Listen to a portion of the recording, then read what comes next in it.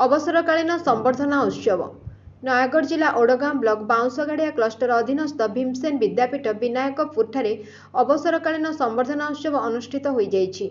पूर्वतन गणित और विज्ञान शिक्षक तथा विद्यालय प्रधान शिक्षक श्री अलेख बिहारी प्रधान 29 तारीख गुरुवार दिन शिक्षादान कार्य अवसर नहीं।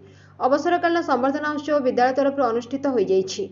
समस्त छात्र छात्री और परिचालना कमिटर समस्त सदस्य माने तथा अभिभावक मानक द्वारा आज संबर्धना उत्सवटी विद्यालय वरिष्ठ शिक्षक रामनारायण करंक सभापतित्व अनुष्ठित कार्यक्रम अन्य अतिथि भाव में मगरबंध सरपंच प्रतिनिधि सुरेन्द्र कुमार प्रधान, नायब सरपंच बसंत प्रधान, समिति सभ्य भगवान प्रधान, उक्त विद्यालय पूर्वर अवसर नहीं प्रधान शिक्षक, बाउंसगाड़िया उच्च विद्यालय प्रधान शिक्षयित्री, आंचलिक साधन केन्द्र संयोजक देवाशीष दास, कंटिलो उच्च विद्यालय प्रधान शिक्षक, छामुंडिया उच्च विद्यालय प्रधान शिक्षक मंचासीन थे।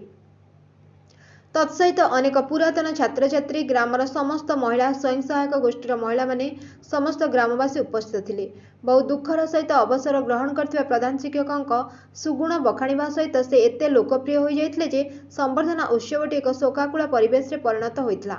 शेषरे विद्यालय परिचालना कमिटी छात्र छात्री समस्त सहकारी एवं ग्रामवासी तरफ मानपत्र बहु उपढोकन पुष्पगुच्छ और उत्तरीय दे अतिथि माध्यम संबर्धित करा जायतला।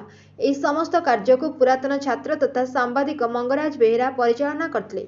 सुरेश चंद्र बरड़ सहयोग करथिले। शेषरे सहकारी शिक्षक रत्ती धर्मेश राव धन्यवाद अर्पण करथिले। नयागढ़ अनुराज खटेंग रिपोर्ट एकाम्र न्यूज।